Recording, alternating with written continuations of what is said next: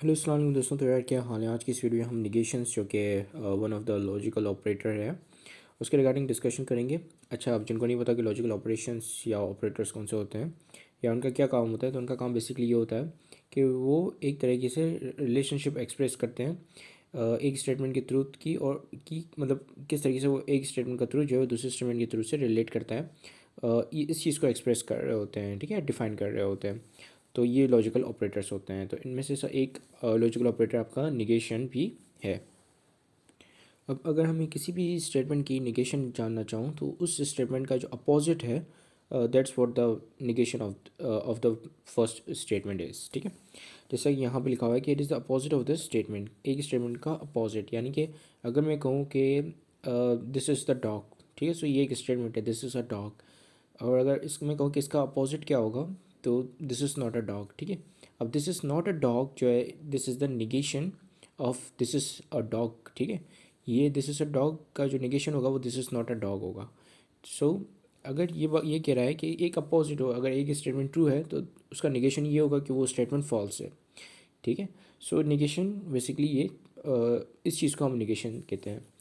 अब जैसे कि यहाँ पे लिखा हुआ है कि if it is opposite of the statement means if the statement is true then its negation would be that the statement is not true.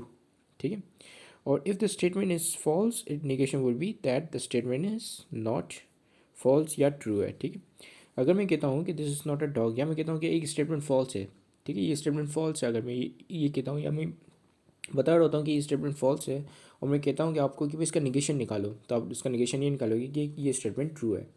ठीक है, और इसी का ही वाइस वर्सा अगर हम करें कि मैं कहूँ कि ये स्टेटमेंट ट्रू है और कहूँ कि ये स्टेटमेंट ट्रू, आप इसका निगेशन निकालो, तो आप कहोगे कि ये स्टेटमेंट फॉल्स है।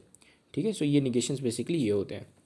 अब जैसे कि यहाँ पे इसके पास कुछ इंडिकेटर्स हैं, जैसे not, it is not the case. ठीक है, it is not the case that this is a dog. ठीक है, और इसके अलावा आपके पास एक और इंडिकेटर ये भी आ सकता है कि it is false that it is a dog. ठीक है, सो अब एग्जांपल पे आ जाते हैं, इससे हमें और ज़्यादा मज़ीद बेटर अंडरस्टैंडिंग होगी। ठीक है, सो एग्जांपल में है if A is true then not A is false. ठीक है, क्योंकि अब इसमें लिखा हुआ है कि इस स्टेटमेंट की मज़ीद यहाँ पे मैंने इसको डिस्क्राइब किया हुआ है कि ए स्टेटमेंट ट्रू है बिकॉज ए स्टेटमेंट जो है वो फॉल्स है। ठीक है, अच्छा वो फॉल्स नहीं है, A because not A statement is false. ठीक है, ए स्टेटमेंट फॉल्स नहीं है जिसकी वजह से वो ए स्टेटमेंट ट्रू है।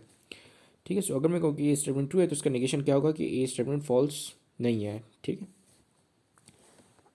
है, सॉरी मैंने गलत बोल दिया, ए statement is true because not A statement जो है वो फॉल्स है। अगर मैं कहूँ कि ए स्टेटमेंट नहीं है तो ये फॉल्स है।